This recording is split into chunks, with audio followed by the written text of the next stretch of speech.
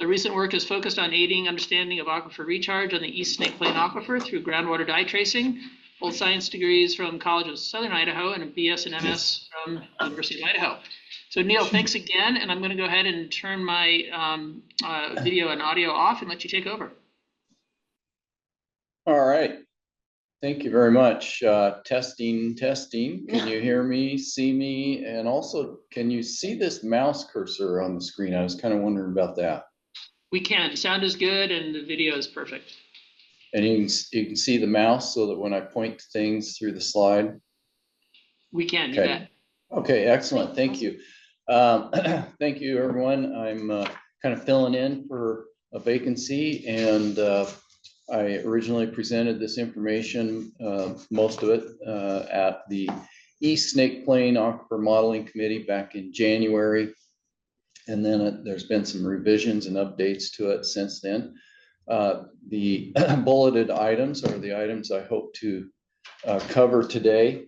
And basically we'll start out with a site tour and look at canal leakage, basin leakage, basin sedimentation, quick look at the monitor well monitoring network framework, and water level responses, some dye tracing, some temperature tracing, some USGS aquifer pumping tests, hand tush analytical modeling,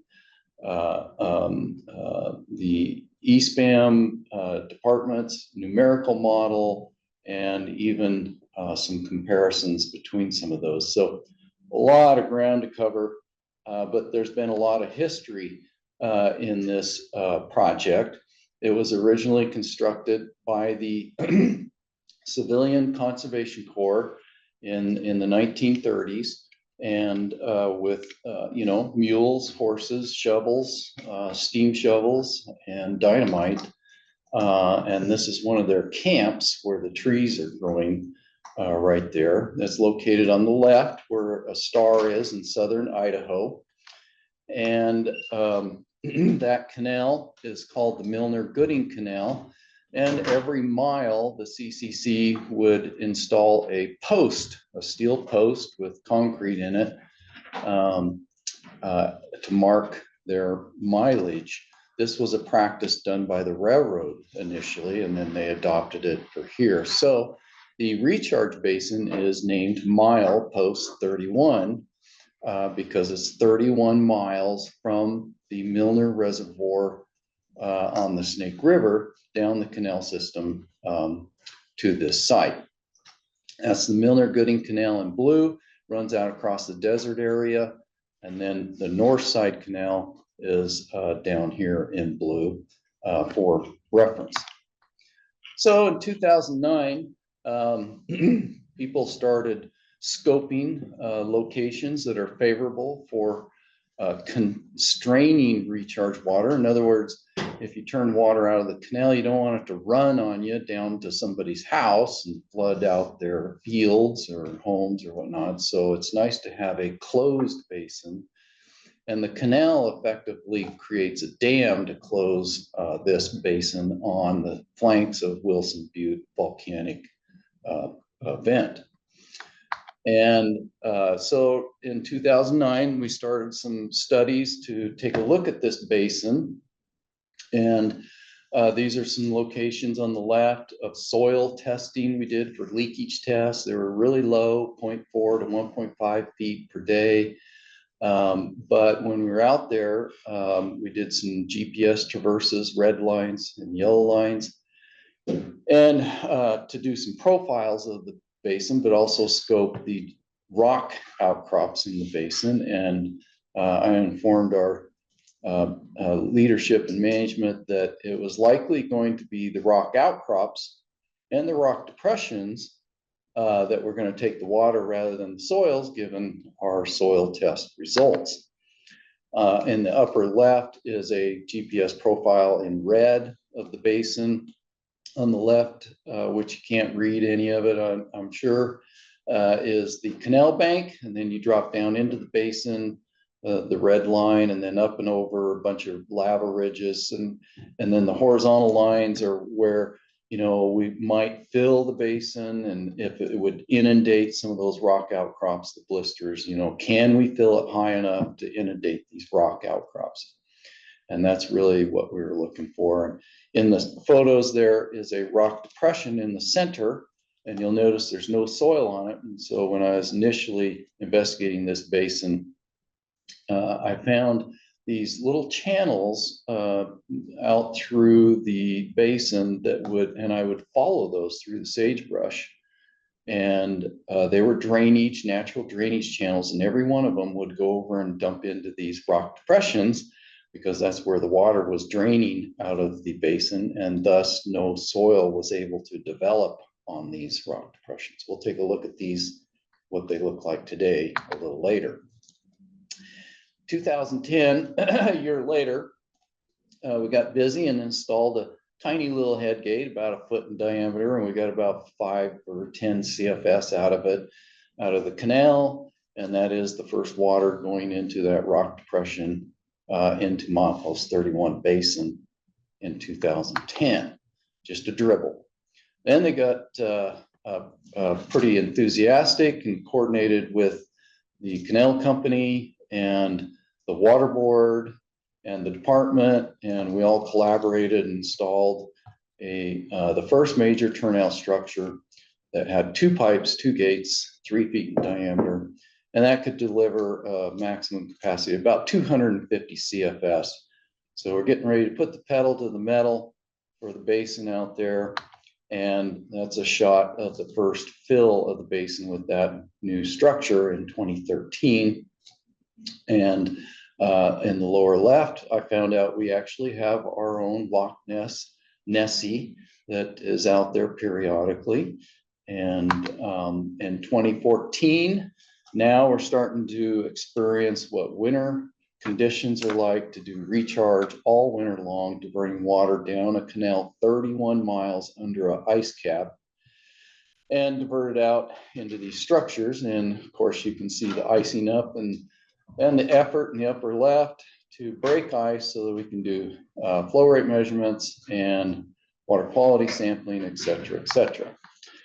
2015, more conditions of sampling wells and measuring flow rates. And it looks like the Arctic or something out there. That was about 17 degrees on the lower right photo there. And by 2015, about a year later, we start developing features out in the basin of washouts in the soil horizon, as well as some ring fracture subsidence features that started occurring. And you can see some of these rings. And there was, I don't know why I don't have any better photos, but there was about 4 or 5 of those that intersected each other. And they were in the lowest part of the basin. And I believe they were basically washing out underneath the soil horizon, and then that block of soil was dropping down.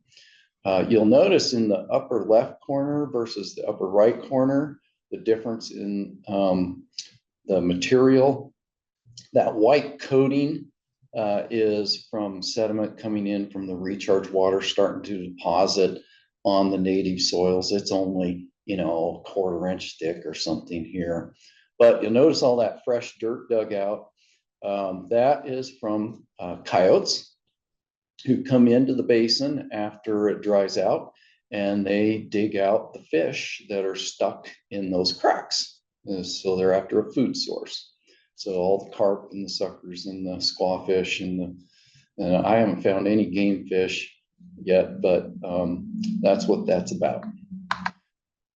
So in 2016, they said, you know, that basin can take more than 250 CFS. So the department and the water board and the canal collaborated to build a second turnout structure into the basin. And this one was designed for about twice that CFS, up to 500 instead of 250. On the left is the bladder dam going in, and on the right is the actual turnout structure. And we're doing recharge out in the basin while they're constructing this site. And of course, snowpocalypse hits in 2017, and we're starting to learn how to deal with all that. And on the lower right, those ice blocks are over 2 feet thick in the canal. On the lower left is what happens when you don't pay attention to your water quality sampling cables and you drop them down into liquid water while you're sampling, and then you drive off in winter and they all freeze up, encased in ice. I spent 4 hours on thawing and chipping that out. And that wasn't me. Upper left is our 2 trucks to get through, chained up to get through the snow out to the monitor wells to do water quality sampling. Then the snow melt occurred in 17, spring of 17. In the upper left, blew out an earthen berm that was designed to protect the new gate structure that you just saw. And fortunately, they had most of it done before the water flooded it down the canal and mobilized the ice in the canal. This is, now we're looking at basin responses. And this is a different recharge basin up by Shoshone that we use on the same canal. This is what happens, of course, obviously, when you fill it up with recharge water, it freezes over and then the recharge water drains out. Incredibly treacherous conditions for both humans and animals under these conditions. I do not like this when this occurs. And last fall, a year ago, I decided to go out and take a look at some of the basin characteristics closer. In the lower left is that same photo from 2010, same location in 2024 on the lower right. As you can see, it's starting to sediment up, so to speak, deposit sediments. So I went out and sampled 20 sites out through the basin, just willy-nilly out through there. I didn't have any sophisticated method of selecting those other than I wanted to measure close to the turnout structures along the canal and then get further out. And you may notice these are depths of the sediment from recharge occurring in the basin. And you'll see a trend where there's about 3/4 of a foot here, and then it gets shallow and shallower in those deposits down to just like 2/10 of a foot out further to the east. So most of the sediment's dropping out in the left side or early part of that basin. And this is an example. I didn't dig that whole hole. I only cleared off the edge so you could see a little better. These are the sediments from recharge deposited on top of the native soils. That's the organic layer, and these are the native silt loams. This is a clay-rich deposit that's coming in from the recharge. This is another washout in the basin. The basin is doing what I describe as self-developing. It's washing out, but this looks a lot different. So this would be more related to some of those initial soil leakage tests that we did. And I said, yeah, it's not going to do very good out here in the soils. And here's some evidence that this is not leaking or washing out. And so it's holding water. And the high water mark in the basin, you can see this white line inundating the lava blisters. So it gets quite deep in here when it's full. But what's occurring is twofold in the basin. It's kind of interesting. It is self-developing through washouts, holes, subsidence features, but it's also depositing a clay-rich cap on the soils that are not washing out. So our K values are dropping dramatically in the soiled areas, but increasing dramatically in the non-soiled areas. It's a flip-flop phenomenon that's occurring in the basin. Very curious. So this is where water will break out over a little pass in the basin and then flow down into the next little low spot, and it'll wash it out, channelize. Commonly, these washouts occur on the flanks or slope apron area of these lava ridges. So a lot of the lava ridges have these washouts right along the edge. The soils are thinner and they have a different characteristic than the soils down in the floor of the basin. than up on the flanks. There's a shovel there for scale. This is out in the floor of the basin, some washouts. There's a shovel there for some scale. And that's about 8 foot in diameter. And yes, you don't want to get too close to those. Of course, basalt blister versus washouts around those basalt blisters. And some of the sampling just with shovel and measurements out through the basin. But the lower two photos, also using some of the original vegetation, sagebrush, that was there prior to start of recharge, and using that as really a tracer to support the interpretation of the subsurface soils and deposits, where that sagebrush actually was growing down in the native soils, then the recharge clays depositing around sagebrush. Now we're looking at hydrologic responses in the basin. That's the new structure delivering the first water out into the basin there. So we're starting to get in data and charts, and henceforth, not so much fun photos, so to speak. We have measured flow rates in the canal during steady state conditions. And these are the data points for those flow rates from the start of the canal down at 31 miles down the canal. So that's the difference, or the leakage out of the canal for those approximately 30 miles. It equates to approximately a 7% loss in the canal.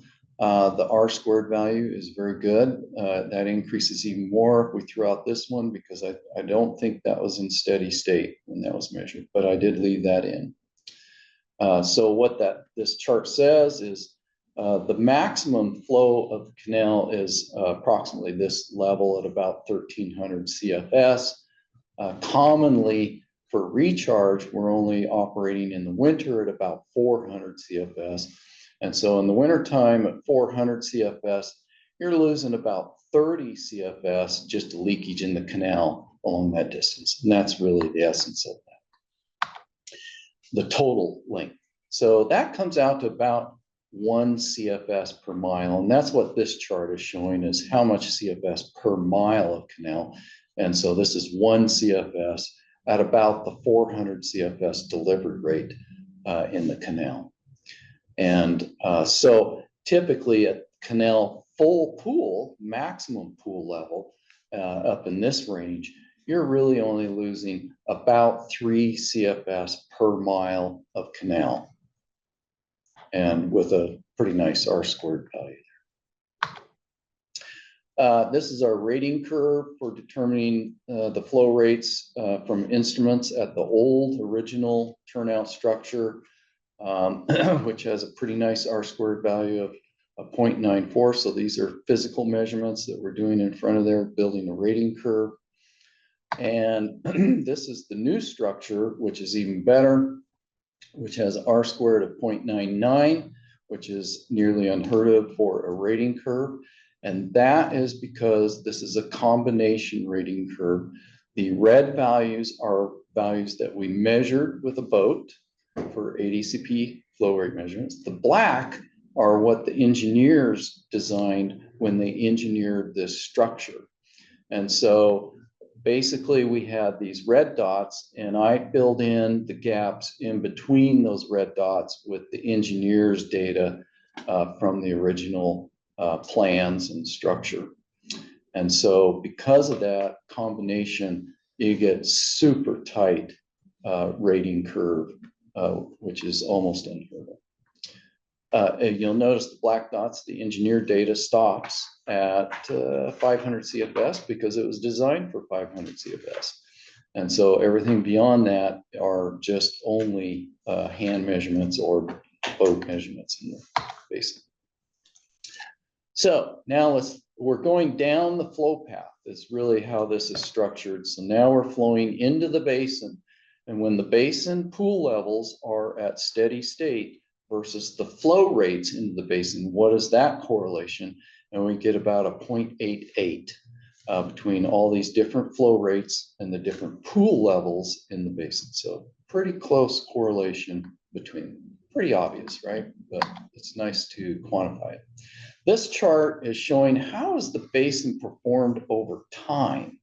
And so the very first steady state conditions in the basin occurred back here in 2014 at 160 CFS.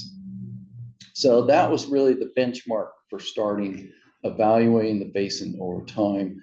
And so whenever later in time, when we'd hit another steady state at 160 and another steady state at 160 and 160, 160, clear up to 2024, look at how the trend of this basin is and this versus the pool levels. So early in time, when we first delivered water in there, the pool levels were about 5 feet higher than they are today because the basin is washing out. And those are the washouts. So it is 5 feet lower now at the same flow rate than it was 10 years ago. This is just showing the relationship between the pool elevations in red out in the basin and our inflows. That's just simply it. And when the flow rates go up and down, the basin goes up and down with it. That's just, in essence, all it is. These are some of the key monitor wells. If you can see the teardrop shapes that are blue and then some are red, but so they're labeled there. The milepost 31 recharge site's located here, and we have this network of wells around it, but we have lots more. They're out in here. There's a cluster down here, but these are some of the main ones we'll look at today for some information. And I just wanted to show this. This is the basin pool levels in red versus groundwater. Again, we're following the flow path of water. Now we're going into the ground. And you can see how the groundwater levels from 3 wells nearby. This well is 300 feet from the basin. The yellow one is 300 feet from the basin. The blue one is about 1 mile from the basin. And you can just see as the basin pool levels go up and down, so do the groundwater levels go up and down. Close correlation between the two. And you may wonder why these little drops are in here. I left this, that's when the well was pumped, and there's just a little sharp drop in water level while that well was pumped. No biggie, but I wanted to, in case somebody asked. This is the full record of hydrographs of wells in the groundwater system around milepost 31. As you can see, there's 1 BOR well back to 1957. These are elevations, and so this is the groundwater levels since that time.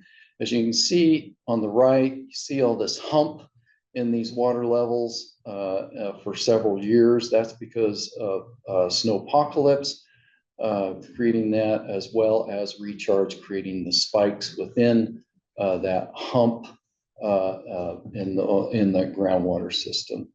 And if we zoom in on that, maybe, there we go. Zoom in on that recent data. So this takes us back to 2010. This is antecedent data from the monitor wells nearby. No recharge has occurred yet. And then up here, we had that little tiny head gate that's about 1 foot in diameter, and another little tiny recharge event there from that tiny little head gate. And here's our second big head gate at 250 CFS, all those little spikes. And then over in this area, we start putting the pedal to the metal with the second turnout at 500 CFS. And then even later, we're using both of them at the same time, which we'll look at on the order of, with its another basin on the order, it takes the entire canal at about 1300 CFS. But those are the general patterns of the groundwater responses. And you'll note these large humps that occur over several years. That's 2017. So snowpocalypse hits and the following wet years after that. And then our recharge events in here. This green line is 5 miles east. It's called Wilson Ridge. And you can see 5 miles east, that groundwater level is responding, but much more less magnitude in nature than wells that are close to the basin. We'll take a look at that a little closer. So there's another basin right next to it, milepost 29, and that one was more recently constructed about 5 years ago. And this is one of the problems we have dealing with recharge. That's a mass of weeds that came down the canal and clogged up the turnout structure. There's actually water behind those. They completely jammed it full. They had to bring a track hoe in and dig them all out. And then this is the water flowing after they dug them out. But in April of 2024, just a year and a half ago, we were using both MP31 and the basin right next to it, MP29, for a total flow rate on the order of, I believe, 1,400 some CFS, which is this pink flow rate of the total amount of water in the canal. The other two lines are the groundwater responses to that recharge events. There are two separate recharge events. They turned off here, so no water in the basins, and you see the groundwater dropping way off. Then they turn the water back on again. Not as much, but at any rate, this black line well is right next to the basin. It's just 300 feet, and you can see from the antecedent trend, it's approximately a 26-foot rise in the groundwater levels. But if you go 5 miles east in that well, we only got about a 4-foot rise here, and then a 1.8 to 12. And that ratio is about a 6-fold reduction over 5 miles. Roughly, rule of thumb, about a 1-fold per mile. And so by the time you get out 10 miles, you're now 10 times the reduced response in the aquifer. In fact, at 10 miles, you usually cannot discernibly see any bump in the water levels at that distance. It has dissipated by that. And it's barely discernible at 8 miles distance in monitoring. So tracing. So in year 2016, I dumped in 124 pounds of dye in the lower left, fluorescein dye into milepost 31, and tracked that dye westward. Milepost 31 basin is located here. You're looking west at a 3D block diagram of land surface. These high points are volcanic vents, volcanoes, shield volcanoes. And that dye traveled, this is a distance of 8 miles down to a bunch of domestic wells that we were sampling, 8.5 mile distance, headed directly towards the Jerome Butte, which is one of the largest volcanic vents on the plain, and basically smacked it dead center, bounced around to the north. And by 6 months after we released dye, we had detected that dye in this entire area at 19 miles distance. It only took 2 months for that dye to travel 8.5 miles down to the domestic wells. We'll look at that a little closer in a bit. And then at 2.5 years, we detected that dye in Box Canyon and a well at Box Canyon. That was probably the peak concentration that we detected and not the first arrival that we detected.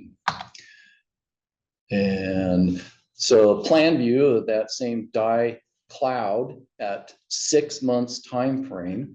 This is our recharge site located here, 8.5 miles across the desert. We intersect a nice north-south line of samples. All these red dots are sample sites. We had a total of 150 some sample sites during this trace, and we sampled for at least 5 years. Idaho Power and Dave Blue with Idaho Power were partners in this project and helped with a great deal of the sampling efforts. These are dye concentration breakthrough curves, and the concentration, for example, at this well was 0.3 parts per billion fluorescein, and they have nice single peak breakthrough curves. These are just a few examples. There's more of them in here.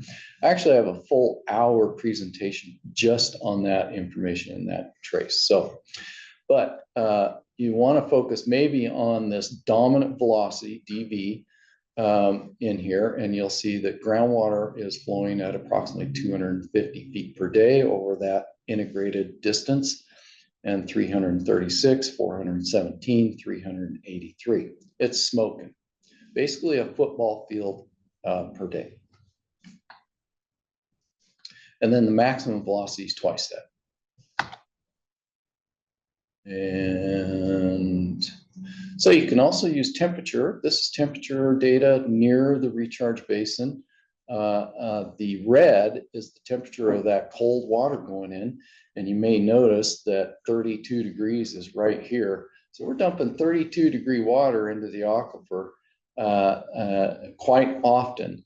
And the other lines are temperature data from wells. And you can see the blue line and then kind of a purple one in here. They're really responding with cold water coming in. This is antecedent temperature data prior to any recharge. So there's your natural groundwater temperature at 56 degrees temperature prior to any recharge being done. And then you notice the green one is not responding. These spikes in here, that's when we pump it for water quality sampling, and then the heat from the pump affects the temperature sensing. So ignore those really, but you can see that it's not in the flow path. And the dye trace support that. But we probably won't look at that too much. Now, this is all groundwater temperature data. I don't have the basin temperature. And a lot of it's the same data as you can see, but I've added some more distant wells. Here's one 8 miles west, right here, kind of a dark brownish line. And you notice it starts dropping down, and it's dropped at least 2 degrees now consistently. And that well is one where the dye from the recharge basin had flowed into. So we know the water flows to this well based on the dye. And sure enough, it looks like temperature is being affected 8.5 miles west over a time period of about 8 years. So now we're moving into modeling. This is the department's numerical groundwater model. That's 10,000 square miles of the East Snake Plain Aquifer. And it's showing the distribution of the transmissivity of that model in version 2.2, which is current version. The MP31 basin is located right here. And you notice what the model has to do with transmissivity in order to deal with all that water that's being dumped in. And it's a huge transmissivity spike, kind of out of context with surrounding areas to some degree. And this, if you may be wondering, well, what about that spike? That's another recharge site that we're not covering today called Wilson Canyon, and exactly the same phenomena occurring there. Now, if you take the groundwater model and look at the cell values from the MP31 recharge site, 8.5 miles west down the flow path of the dye trace, the older previous version of the model is in red for transmissivity values. And you notice they're very low down in this range. And then the next version after we did the tracer test, that's that spike in transmissivity up to 113 million square feet per day. And that's so the model can deal with that recharge going into the system. But old version, new version, transmissivity along the dye trace flow path. So another modeling exercise is hand tush, using hand tush 1967, and it's an analytical model instead of a numerical model. And so I used Octosolve. I'm not promoting that brand or anything, but I did want to make sure everybody knew exactly how my methods were and what I used. And also in case you need to use it for any of your exercises. And it has a tool in it called Mound Solve. It uses hand tush 1967 analytical model. And the USGS has noted that analytical model analysis of groundwater systems are commonly used with numerical groundwater superposition models, which is the department's model, or at least it used to be. I think they switched it to transient. So we start with the hand tush modeling. The data set and time frame that was used, the basin was filled to this blue line outline. So that's what it's filled. The basin maximum it's ever filled is the red. So the hand tush just uses either a square or a circle to represent your recharge. So this circle is the same area in acreage as the blue area. So that's really a nice representation between the two, correlation. And that's the start of it. The data set is this data set. Blue is the flow rates into the basin, and the average is about 180 CFS from November through March. So we have a nice long period of time. The basin pool levels are in red, and you can see they're basically level during that time, and these are 2-foot tick marks. So it's pretty level all winter long, which made a nice data set. This is a new data set, different than I presented at ESHMUC in January. And these are the results. The green line, the blue line are groundwater levels now that we're applying to the hand tush method. The hand tush data are the little green dots and the blue dots that are curve matching to the groundwater levels. The red again is the pool levels. And then you crunch that numerical or analytical model, and it'll spit out a conductivity value of the aquifer of 8,500 feet per day on both of these. And this has been reviewed by my bosses, as well as a modeling committee member who noted this, that it really matches well, and the rise and fall all look great or good in that sense. So now let's look at storage values. And the bottom two lines are specific yield from the numerical groundwater model. The old version 2.1 is located down here. Then they bumped it up to the green line version. Those are the values along the transect of the dye flow path only, not the whole aquifer, just along that dye flow path for 8 miles. So if you look at those cell values for 8 miles, that's what those are. And they're running about 0.05. A bunch of other researchers and modelers on the plain all have higher storage values. These individuals, USGS, now they're different locations. They're not at milepost 31, but these are, for example, INEL, but you notice even Garabedian, USGS in 1992, he was using 0.05 as rhyolite, which is the current value along the flow path in the model. So everybody has higher. I used Heath 1983 for calculations forthcoming, and he notes a 0.08. So we'll see how that plays into some number crunching.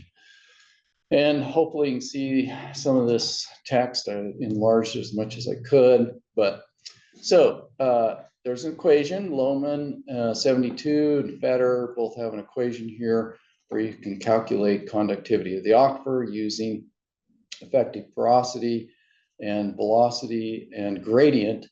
And the effective porosity, I used Heath.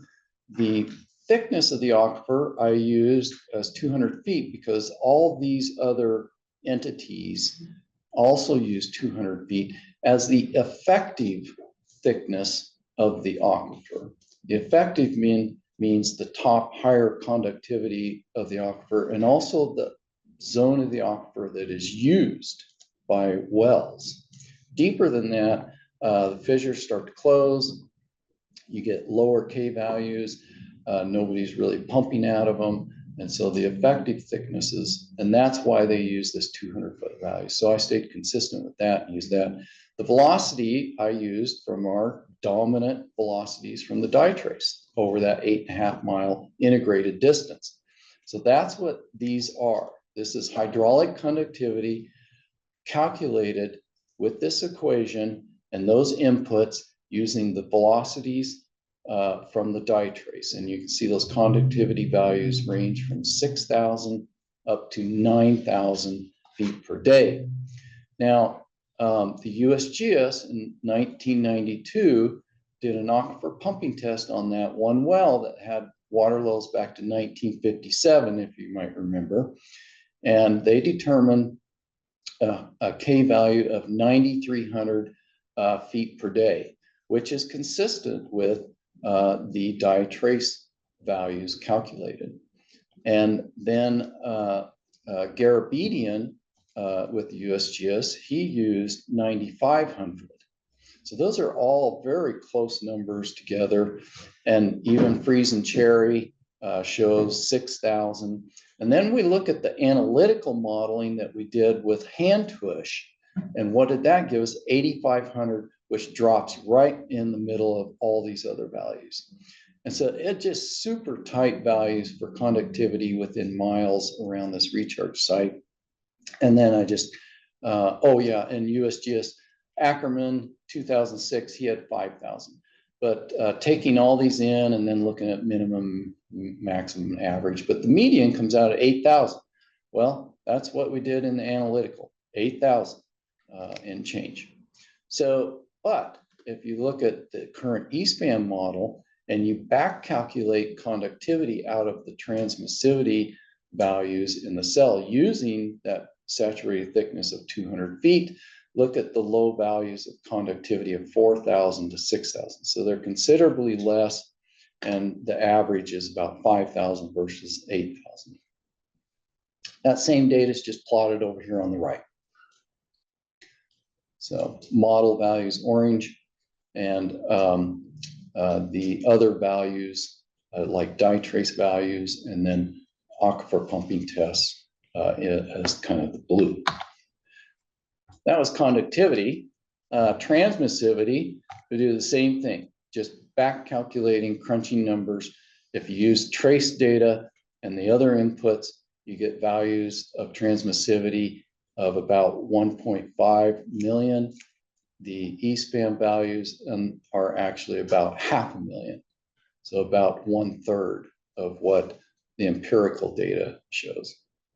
And then these values down here are a comparison of the eSpan cells versus the analytical values. Then you can take that eSpan values and assuming the conductivities, T equals K times B, back calculate aquifer thickness. The eSpan suggests that the aquifer is basically 100 feet thick. And it's about half of what everyone else is inputting 200 feet thick. So it's just playing with numbers to evaluate and compare and contrast. And then this lower chart is that transmissivity again, just charted.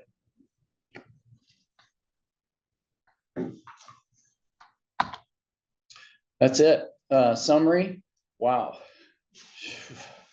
Yeah, tell me about it. I looked at this slide and went, oh boy. But, you know, where do you start? We covered it all. One of the core things to walk away with is that, you know, for example, Worthington published in 2022 down here on number 14 in Groundwater publication that there is no method as reliable as a tracer testing for providing estimates of effective porosity. Stevens and others in 1998 also stated field tracer tests provide the most direct method for estimating effective porosity, and that the dye tracing results, the aquifer pumping results, and other publications like modelers all support that the storage and the transmissivity of the current numerical model of eSpan are too low, or lower anyway, than along this dye trace flow path. That's the only part that's been evaluated is along the flow path. But one thing to keep in mind is that in a dye trace, you are testing the entire aquifer, every fracture in that system over 8 miles, and vertically, and we have vertical data, which I said I have a full hour looking at all this detailed information. So you're looking at a huge portion of the aquifer to get this empirical data versus, if you're using numerical models, you're using typically water levels and calibrating to those water levels, modeled versus measured, and they're just pinpricks out in the aquifer. And those water levels are only representative, technically, of that geology in that well, about yay big.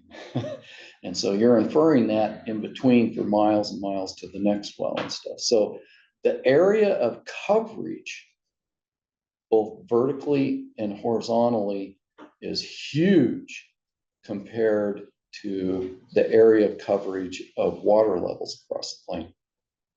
I mean, if you just run some numbers, just think about, let's say there's 1,000 wells and water levels used in the numerical model. Let's say roughly half of them are 6-inch diameter domestic wells. The other half are roughly 20-inch diameter irrigation wells. Let's just take an average just off the top of it. A foot in diameter, a square foot. Let's take a square foot average size that you are sampling in the aquifer times 1,000. So what does that come out to? 1,000 square feet of area? I don't know. You guys tell me. 1,000 wells, square foot in diameter, 1,000 square feet. Well, that dye trace was about, let's see, 20 square miles in area times about 100 feet of thickness. You see the difference?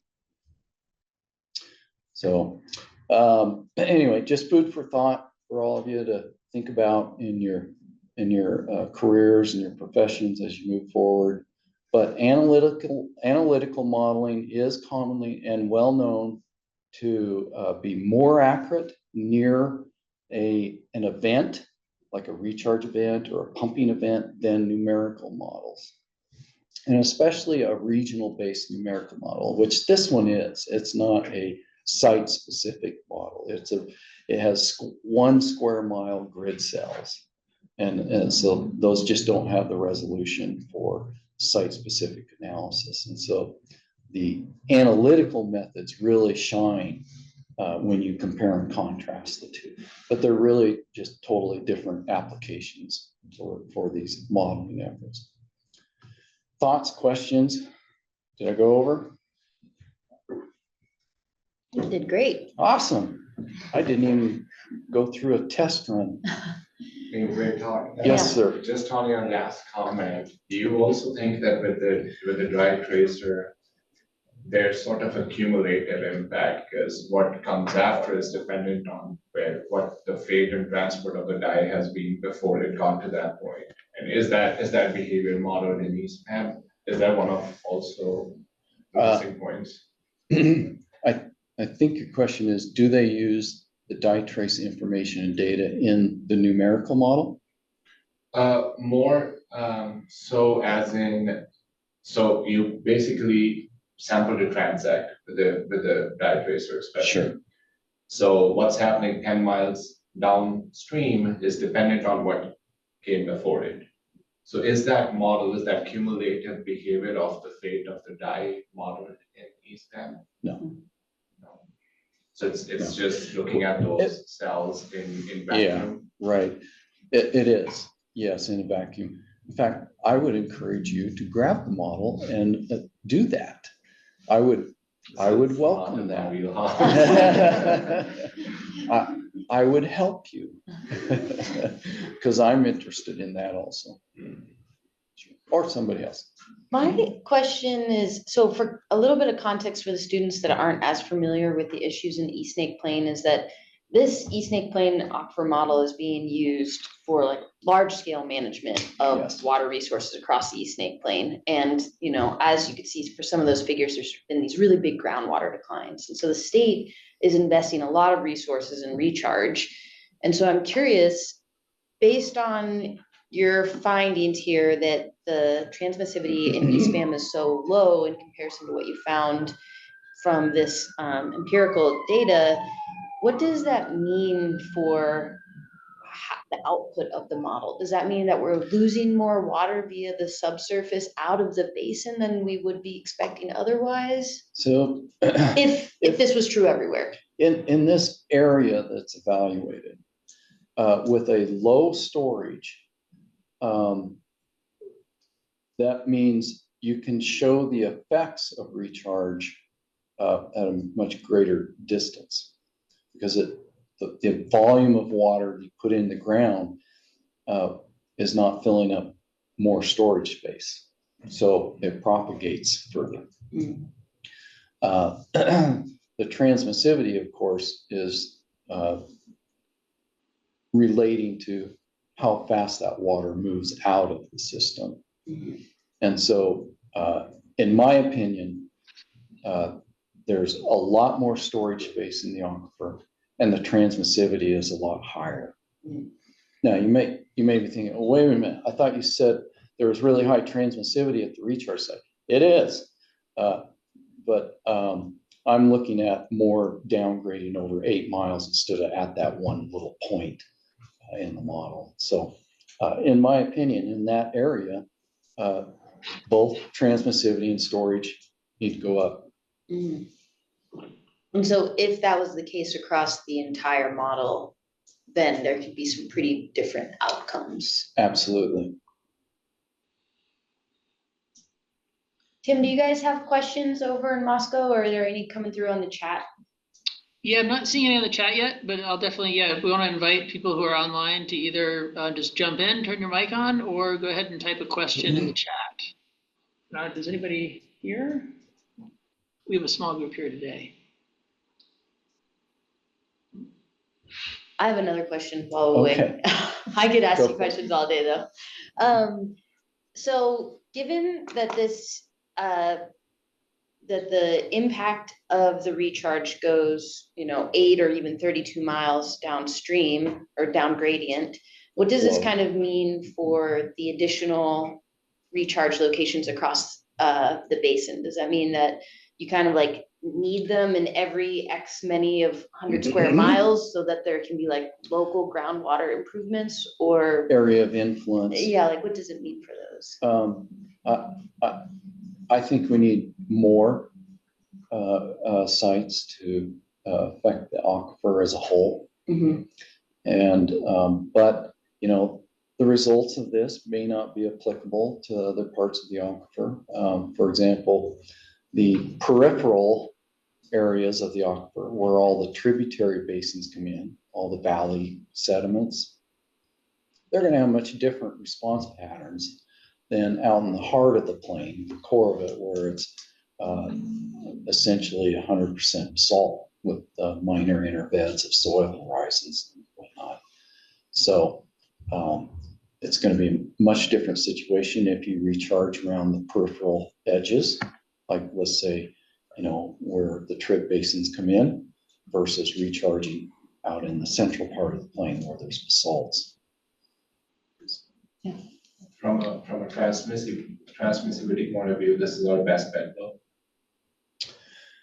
Well, this site is probably the premier recharge site in the state, because the reason that canal was constructed is because during the early part of the last century, the developers and engineers who were building dams and converting sagebrush to ag land in the Gooding, Shoshone area north of this site overestimated the amount of water available up in the Sun Valley Ketchum region. So there wasn't as much water as they thought. So they were water short. And so they basically said, well, let's grab some water out of the Snake River. There's plenty of way down there. So they went down and built this canal out across the desert, all the way up to Gooding. That's why it's called the Milner to Gooding Canal. It's a supplemental canal to make up for the shortfall. Because of that, this canal is kind of very well suited in its geographic position to route right across the heart of the plain out in the desert, where you can turn water out for recharge. you get that recharge in the central part of the plain rather than maybe around the peripheral edges or next to the Snake River, things of that nature, which have different types of benefits, timing, magnitude and whatnot.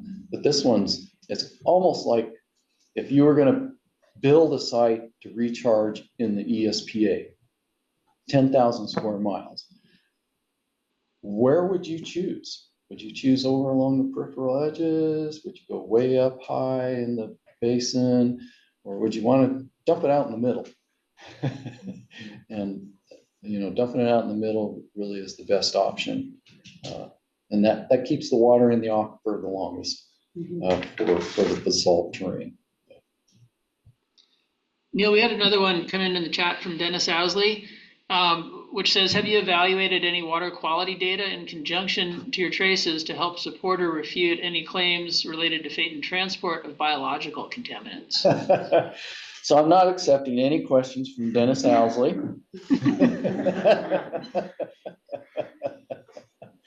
We'll have a good laugh about that later. So yes, absolutely. And in particular, close monitor wells to milepost 31. It's a really good question. I tend not to get into the water quality part of this so much. There's other better professionals, smarter people than me on this. But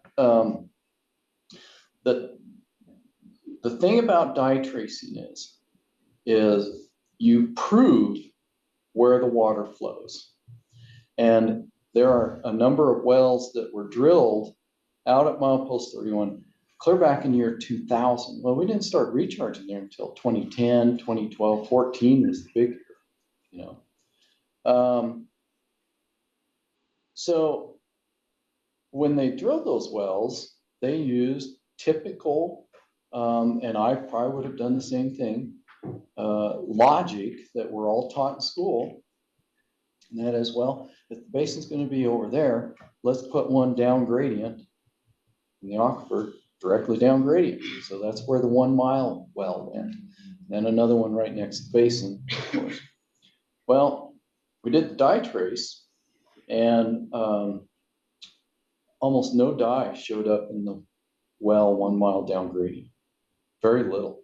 Late in time. In fact, the bulk of the dye had traveled 8.5 miles and already impacted or intersected the domestic wells in the ag land by the time dye showed up 1 mile away in this domestic or monitor well.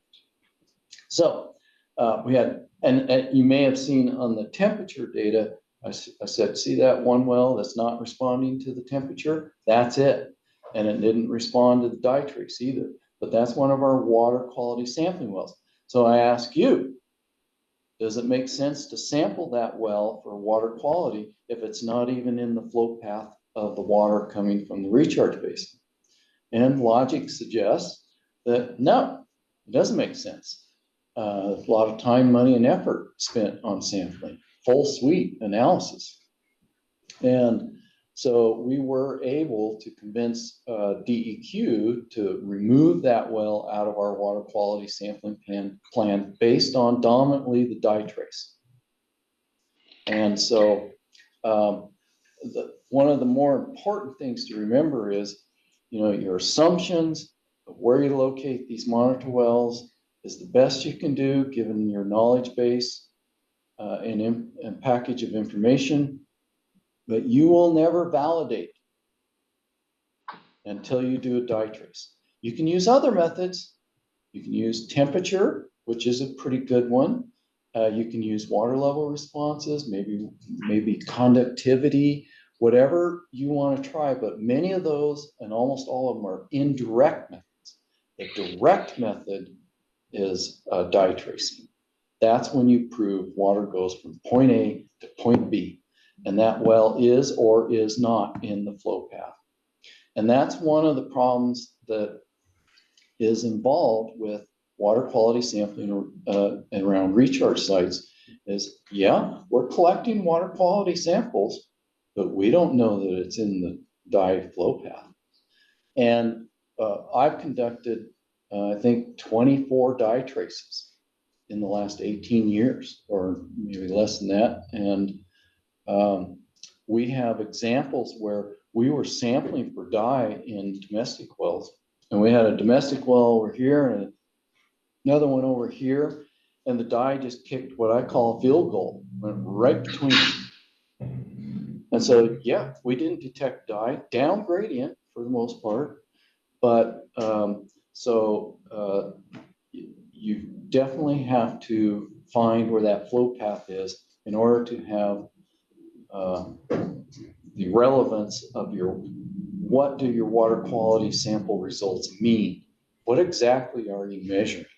I remember Dale Ralston. I'm going to say his name. Everybody needs to raise their hands, get on their knees and say, God bless Dale Ralston at the University of Idaho. He's retired now. I remember in my hydrogeology classes in grad school, and he would say, you have to remember and never forget, what exactly are you measuring? Yeah, you got numbers and data and results. What exactly are you measuring? And so, did I do a good job of not answering Dennis's question so that we can have a good chat later? Thanks, Neal. We had one more that I think we're a little bit over time, but actually we had a couple just filter into the chat. And if you're willing to stick around a little bit, we can take these. If you guys believe, that's okay too. But anyway, the first one is from Bruce Savage at Idaho State. It says, concerning dye test, do you have to consider density differences, potential absorption, and decay of fluorescein in interpreting travel times? Yeah, absolutely. This gets into really my dye trace presentation, which I can easily go an hour or two on. And density, the effects of density would be more related to temperature, but in my opinion, not dye. The concentrations of dye really don't, they're so low, we're measuring them at, gosh, the actual water concentration, 8.5 miles, 0.03 parts per billion, teensy amounts of dye. And fluorescein is very conservative tracer in the salt environments, and especially with conduit flow. And so any effects of, attenuation, retardation are all nil to none. And one of the main reasons to use fluorescein is because you may not know this, but if you ever do a temp dye tracing, fluorescein is bulletproof in terms of human health and safety, endangered species health and safety, anything you want to look at, any parameter perspective of dye tracing, I guarantee you will not be sued with fluorescein. If you dump in bromide, you're going to have a different story, or other types of tracers. But even salt will have a higher risk than common table salt, will have a higher risk than fluorescein. Fluorescein is bulletproof. It's been used, fluorescein originally was used back in the late 1880s. I think the first time that's been documented, and it was over in France, could have been Paris, and they were actually looking at water quality. People were getting sick from the river. So they dumped in this green stuff and tracked where it came from. Sure enough, they found out where it was upstream. And, but it has been studied in labs and the EPA and the USGS and private universities. We even sponsored a study with fluorescein from a fish hatchery down in southern Idaho before we started all our tracing, because the fish hatchery was concerned that fluorescein would adulterate the fish. And so they grabbed a bunch of big tubs, filled them full of trout, and dumped in a bunch of green fluorescein. And then it was so highly concentrated, which we would have never had concentrations, even close. It was so dark, the fish couldn't see their food. They put in so much fluorescein. But the results of that study were that it didn't affect the fish at all. Fluorescein is kind of interesting molecule. It does not penetrate healthy tissue, but it does penetrate damaged tissue. And so that's why your eye doctor squirts fluorescein in your eye. Because if you have damage in your eye, cancer, scar, scratch, whatever, that fluorescein will go in there and he can see it. But also they use it in the fish industry. When they're transporting fish, they'll inundate the fish and then they pass them through a structure with black light, and they look for like ulcers, damage, abrasion, things like that, and the dye will go into that damaged tissue and stuff. Fluorescein's used for tons of stuff, even genetic tracking of genes. They put fluorescein markers on the genes and stuff. But so I probably didn't answer that question either. But fluorescein is the dye. It's cheap, it's safe, it's approved to be used in public drinking water supply systems. It's just bulletproof, and that's why we have selected fluorescein over any other tracer. Great. Thanks, Neal. There's a couple more. I don't know if you can see them in the chat. No. Okay, really. I can read them off. And again, thanks for sticking around here. The next one would be, why not consider wells outside the flow path as control sites? And then there's another one about fluorescein that we'll touch on. So we don't have many wells outside of the dye flow path. In fact, we don't have many wells in the flow path. It's pretty sparse, and some of the wells we have just been recently drilled and stuff. But certainly we did sample lots of wells outside the flow path. Sometime you want to pull up some of those maps, you'll see red dots all over the place outside of the flow path where we got 0 hits. In fact, interestingly enough, Dave Blue with Idaho Power and I used to discuss this. We spend at least 50% of our resources, time, money, effort, collecting zeros that we know are going to be zeros. And that's all your control outside of the flow path. And we know they are. We know where the dye's going, but you have to do that. You have to collect the zeros, because if you don't, somebody will come in and go, well, you didn't sample over there. How do you know it didn't go over there? You don't have any zeros over there. So we would collect tons of zeros to thwart those claims. And actually, Neal, there's a follow-on clarification to the question about considering wells outside the flow path as control. I'll just read it. It says, my question was specific reference to the water quality monitoring in the 1 mile well. So that well is only slightly connected to the flow path. And so we had a slight hit of dye in that well, very minor. And so is it a control? I don't know. Not really. It's kind of marginal. I'm not sure how to answer that.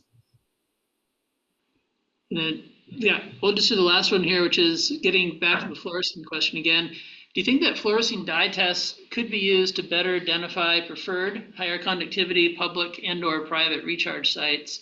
And then the related question is, how much do fluorescein dye tests usually cost? Absolutely, fluorescein dye tracing, I would recommend at really any recharge site, because then you are going to basically prove where that water flows. And also it supports your water quality sampling. So if you have a well in the flow path, now you know the results of your water quality sampling are a function of, or at least related to, your recharge waters. Conversely, you have a well outside the dye flow path and you have results from water quality sampling, it would be the inverse of that. Costs, a pound of fluorescein. So we need to do a fluorescein presentation, because I have all this information in that fluorescein. So with charts, graphs, numerical values, but costs depend.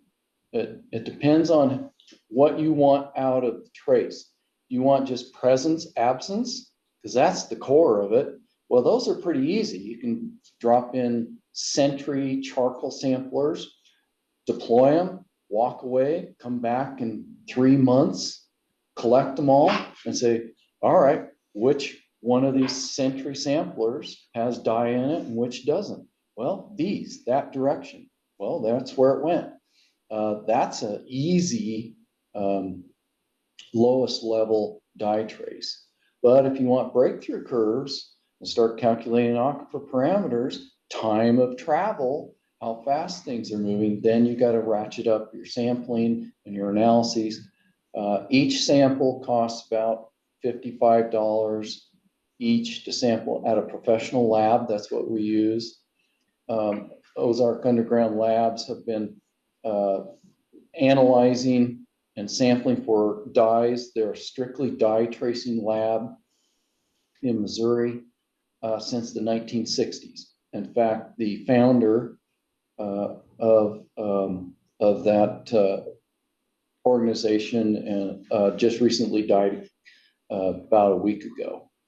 And so they've been around forever. They're a world leader. They've performed thousands and thousands of dye tracing. And that's just the analysis part. Purchase of dye really isn't a big part of the expense. It runs about $55 a pound. Some of those prices probably have changed now. And that's for the powder form. That's about a 75% concentration, which is what we use. So we used 124 pounds at Milepost 31, and back then it was about $50 a pound. So there's some of your costs there. But we did, 24 other traces, and some of them we only used a pound or 2 pounds, 3 pounds. And I have all that's in my other presentation. So that's one of the biggest questions. If you're ever going to do a dye trace, how much dye do I use? Well, that depends. What sampling methods are you going to use? What's the density of your sampling? What's your closest receptors? Do you have a domestic well that's 100 feet away? Well, you don't want to turn their well green. They're not going to be happy. I mean, they're not going to die or get sick or anything like that. But when they have green water in their bathtub, they're not going to be happy. Okay. And that's happened, not with us. We haven't had any of that, but that has happened elsewhere in the country, and people get cranky. And so you don't want to do that. So it all depends on your spatial distribution and what your desired end concentration is. And also, are you using charcoal packets or water samples? Water samples collected, grab water samples. You have to typically have a higher concentration of dye to detect it. Charcoal samplers are like a piggy bank. You put a penny in every day. Dye molecule every day. And by the end of 30 days or whatever time frame, you've got enough molecules of dye in that charcoal packet that then the lab equipment can detect it, breaks the threshold. And that's what we did 32 miles distance. We didn't detect it, dye in water samples because there literally aren't enough molecules in that water sample at 50 mLs. But you drop in a charcoal packet that marinates for 6 months, absorbing every little dye molecule that passes through, then boom, hits. Well, Neal, I want to say thanks again. I've got to shut down on my end because I need to scoot across campus. But thanks again, everybody, and appreciate it. We'll see you next week. Okay. Thanks, Sam. Thank you. Alrighty. Bye-bye. Cheers. Thank you. Thanks, Neal.